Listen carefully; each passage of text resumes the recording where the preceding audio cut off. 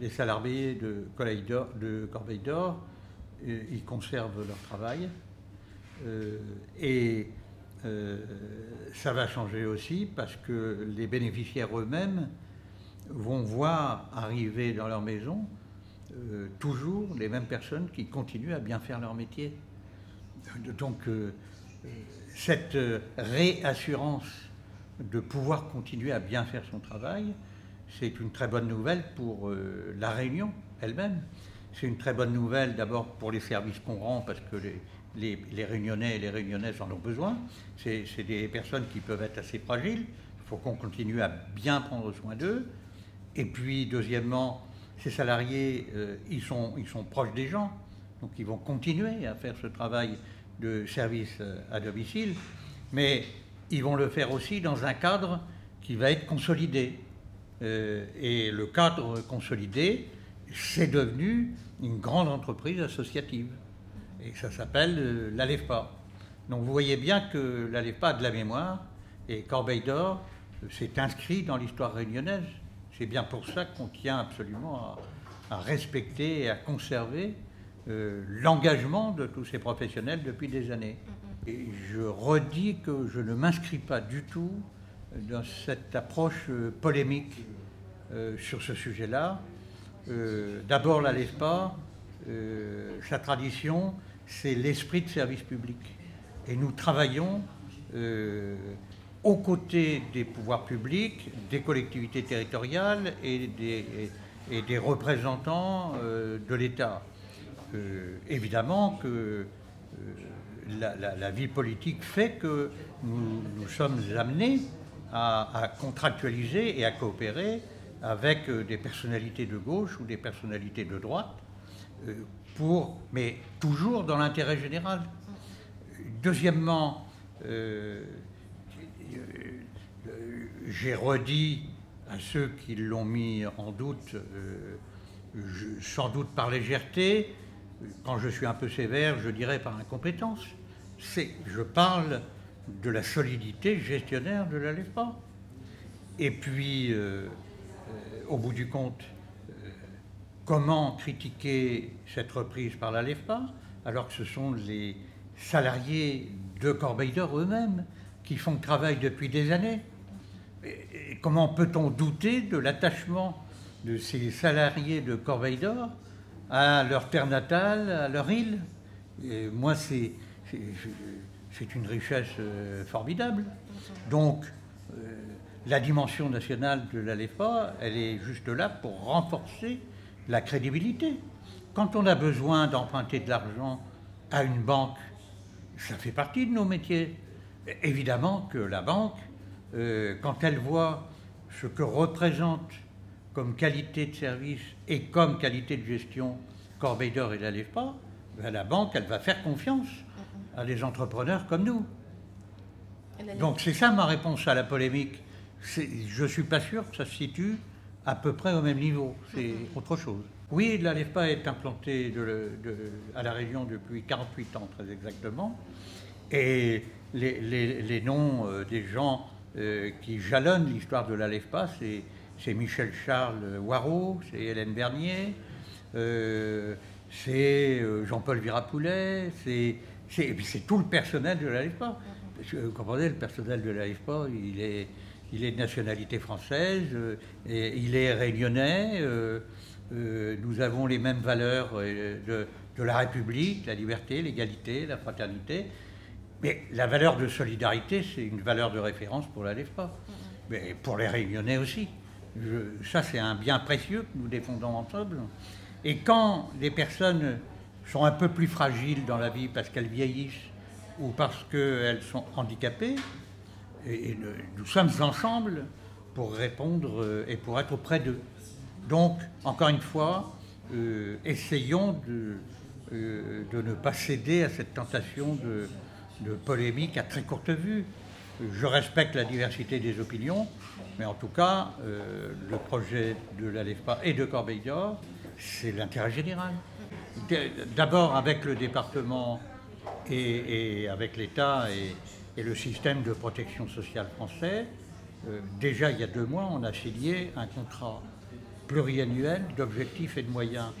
C'est tout le travail que nous faisons sur le champ de la politique du handicap et des personnes âgées.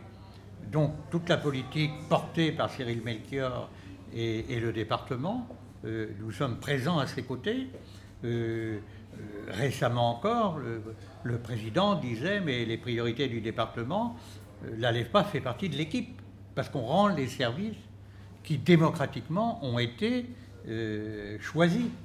Donc, dans les perspectives, je sais que le département veut investir dans un logement plus accessible pour les personnes qui vieillissent ou qui sont un peu en perte d'autonomie, ou en tout cas qui n'accèdent que très difficilement au logement.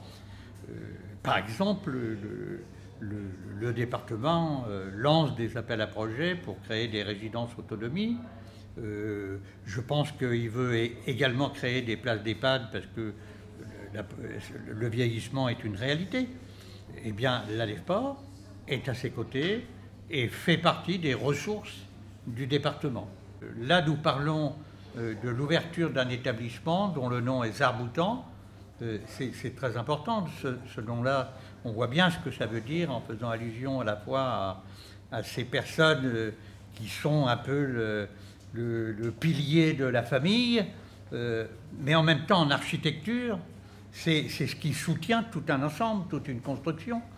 Or, cet établissement, on l'a appelé Zarboutan, et il va accueillir qui? Il va accueillir des personnes handicapées psychiques. Ça va être le deuxième foyer de vie accueillant des personnes handicapées psychiques. C'est-à-dire des personnes qui ont fait un séjour parce qu'elles en avaient besoin en hôpital psychiatrique, mais elles doivent pouvoir vivre au milieu des autres, dans des bonnes conditions, accompagnées. Il ne faut pas les laisser partir toutes seules. Et donc, ce foyer de vie va permettre de mobiliser des moyens et des compétences pour les accueillir dignement. Et on va l'implanter à Saint-Pierre. Et on va pouvoir l'ouvrir dans les prochaines semaines à Saint-Pierre. On a évoqué dans le projet de reprise la somme de 450 000 € qui correspond à un prix de cession. Mais quand vous êtes en responsabilité et que vous gérez le lendemain de la décision, il faut prévoir un fonds de roulement, il faut prévoir des investissements qui permettent de moderniser ce qui doit l'être, et puis il faut prévoir l'argent nécessaire à l'évolution de la convention collective, parce que nous avons affirmé la volonté d'améliorer la situation des salariés. Eh bien, forcément, tout cela a un coût, mais tout cela se traduit aussi par une augmentation, non seulement de la masse salariale, mais des salaires des salariés eux-mêmes. Donc c'est du pouvoir d'achat qui évolue dans le bon sens à La Réunion. Donc la conséquence de tout ça, c'est que la contrepartie, c'est non seulement de consolider l'activité de Corbeil d'Or auprès des bénéficiaires, de leur dire, mais de dire aussi et d'encourager au développement de ces services. Et j'ai la conviction que nous sommes capables de développer ces services. Nous, on est contents aujourd'hui de la décision qu'on a été prise par la LEFPA parce que c'est le choix des salariés. On a eu une assemblée générale le 23 février avec pratiquement 500 salariés. Ils ont été unanimes sur le choix qu'ils voulaient du futur repreneur. C'était la LEFPA. Donc c'est une décision qu'on a prise ensemble avec tous les salariés. On n'a pas décidé pour les salariés. Après, pour les conditions de travail, je dirais, on était dans une convention privée.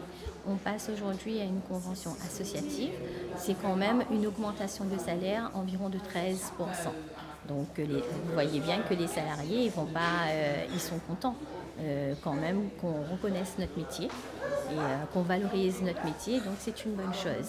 Pendant tout le temps où on a travaillé dans du stress et aussi avec la boule au ventre, la peur, aujourd'hui, c'est vrai qu'on souhaite vivre sereinement. Par contre, moi, ce que je n'apprécie pas en ce moment, c'est tout cette polémique qui tourne auprès des politiques et qui disent préférence aux entreprises réunionnaises. Nous, pendant 1 an, on a travaillé sans patron. On a bien prouvé qu'on avait des compétences des travailleurs de la Réunion pour pouvoir travailler et dégager 2 millions de bénéfices. Donc on voit bien qu'on peut travailler sans patron. Malheureusement, la loi française ne nous permet pas de travailler sans patron. On a dû faire un choix. On a fait le choix qui était le meilleur pour l'ensemble des salariés, puisque l'ensemble des postes, les 602 salariés, ont gardé leur emploi. Donc personne n'a été licencié. Et tout ce que la LEFPA nous a promis quand on en a discuté lors de la reprise, on va surveiller tout ça de près. Et on fera en sorte qu'ils respectent leur parole. Mais d'ores et déjà, bon, ils nous mettent en confiance. Donc, on va suivre la suite des événements. Les salariés, aujourd'hui, ils ont besoin de vivre sereinement. Chez les bénéficiaires, il n'y avait pas vraiment d'inquiétude parce que nous, les premières, on était concernés. Les auxiliaires de vie, on était avec elles. Donc, si nous, on les rassurait, il n'y avait pas d'inquiétude. Non. Les bénéficiaires ont travaillé sereinement, ils nous faisaient confiance, puisqu'on a déjà vécu l'épisode de la race quand même, on a été licenciés, c'était plus ou moins avec les mêmes bénéficiaires, comme ils nous ont fait confiance pour la race, ils nous ont fait confiance pour Corbeil. Un meilleur projet social, déjà au niveau du salaire, ça va être augmenté de 13%. On aura aussi d'autres avantages sociaux, comme par exemple, on va avoir peut-être la prime sur la valeur. Et ensuite, on discutera aussi des conditions, d'autres conditions, parce que la convention, je ne la connais pas encore, puisque c'est une nouvelle convention. Mais on va étudier, mais en tout état de cause, si on compare la convention privée et la convention associative, il y a beaucoup d'acquis sociaux pour les salariés.